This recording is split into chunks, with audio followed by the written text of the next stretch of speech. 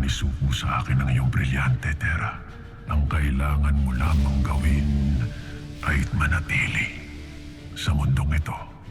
Ang makasama sila sa habang panahon. Ang magbalik ang lahat sa simula kung saan masaya ka sa piling ng iyong ada, ng iyong buong angkan.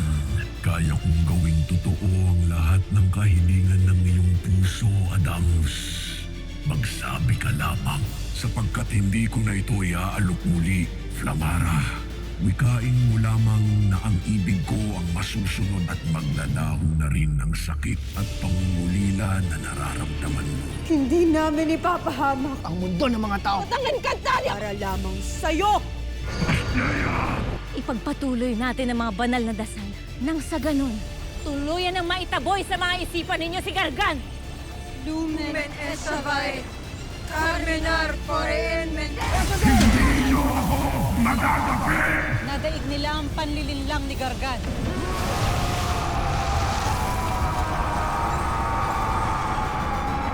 Danaya, may kailangan ka malaman bago ka umalis. Hindi nga si Hagorn ang ating bihag, kung hindi si Pirena. Nangangahulugan na malaya si Hagorn at maaaring magkasama sila ni Mitena ngayon. Kung ganun huwag mo pa rin pakawalan ng warka. Pagkat magtutuos pa rin kami ni Pirena, sa sandaling mahuli ko si Hagorn at si Mitena. Kasalukuyan siyang tumutulong sa atin upang mahanap si Hagorn. Hindi ako hihingi ng tulong sa traidor kong kapatid!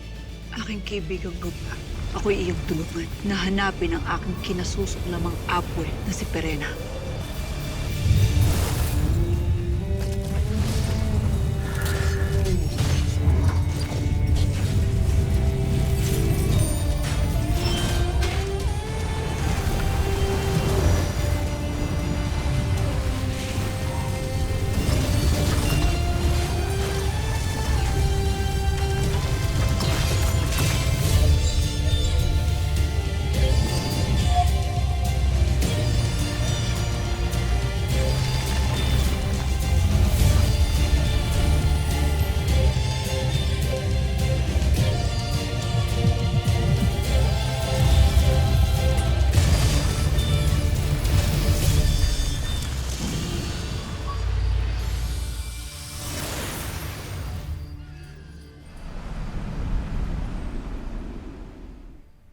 Mga mahal na konseho,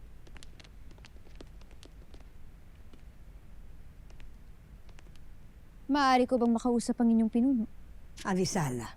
May nais lamang akong isang guni sa iyo.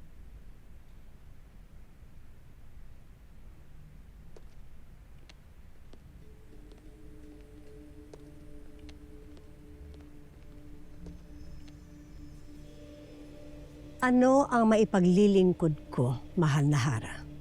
Batid ko na ang iyong tungkulin ay ang paglilikha ng batas para sa ikabubuti ng Sapiro. Ngunit sa palagay ko ay hindi na ninyo sakop ang panghihimasok sa buhay namin ng mahal na Rama. Kaya wag mo nang diktahan at lasunin ang isip ni Soldarius laban sa akin.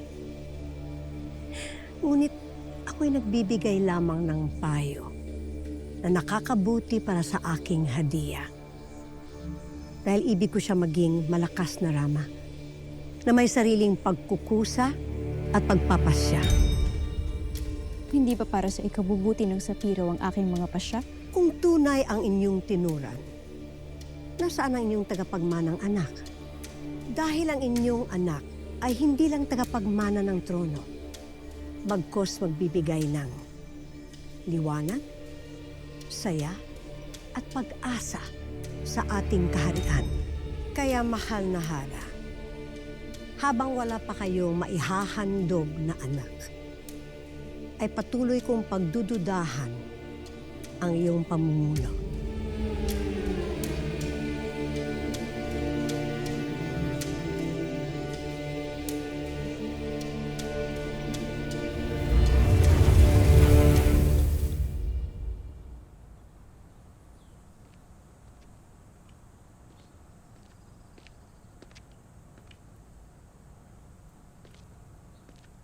Sangre Adamos. Ano't nandito kayong nag-iisa?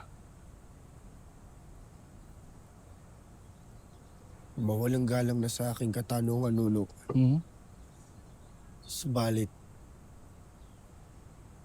umibig na ba kayo?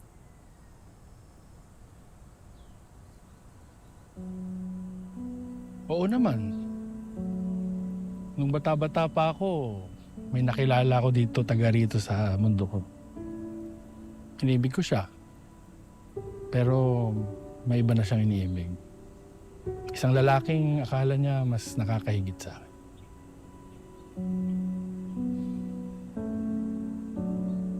Siyempre, masakit. Kaya simula nun, ayoko nang umibig pa. Sadyang napakasakit kang umibig ng isang hindi ka kayang suklian ng pagmamahal.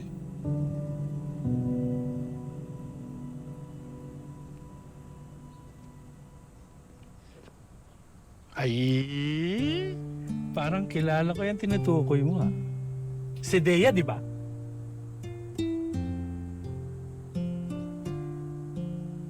Ba't di ka pa kasi umamin sa kanya? Batid kong magagalit at tatanggihan niya akong muli.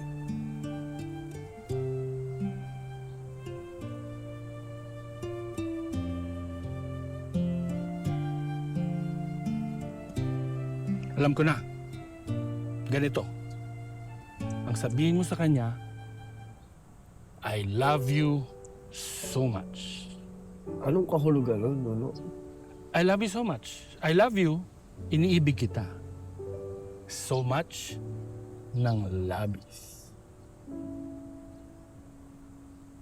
I Love you.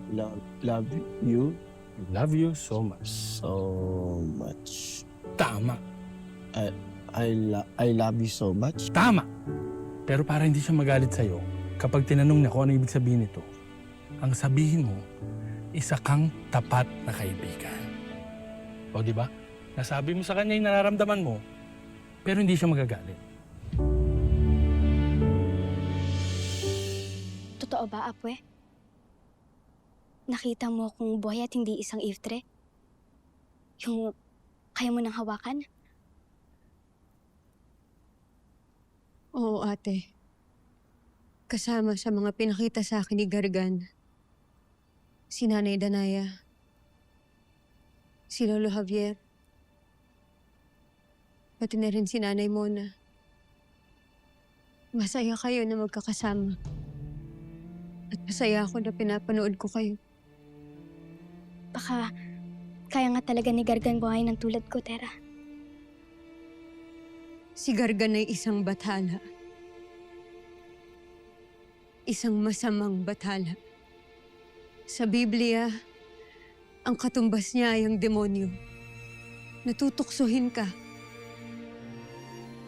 para ibigay kung ano man ang kahilingan mo. Pero may kapalit.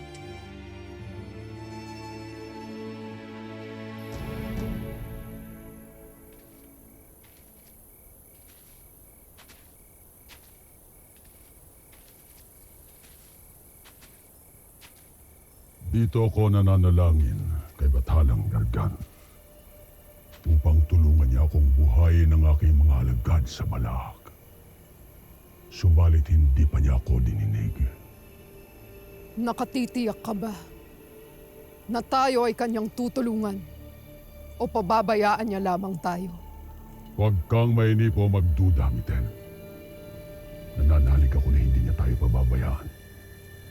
Lalo pat alam niya na malaki ang magagawa natin para sa kanya. Sana nga'y magkatotoo ang iyong tinuran.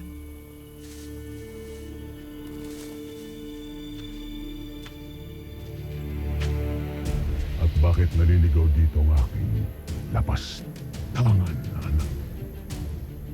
Mayroon pa bang mas lapastangan pa sa iyo? Kaya't marahil kinasihan ako ng kapalaran at kayo'y natagpuan ko rito. Huwag kang magmalaki, Pirena. Ano ang magagawa ng isang intre na wala man lamang sandata? Siyang tunay. Wala kang laban sa amin.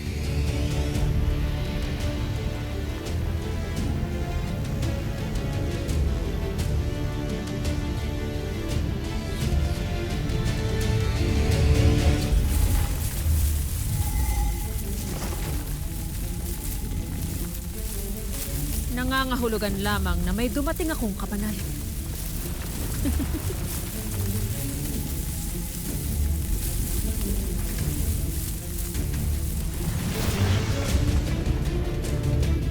Danaya, aking apoy! Mainam. At nahanap ko na din ang 3 engkantadong kinasusuklaman ko.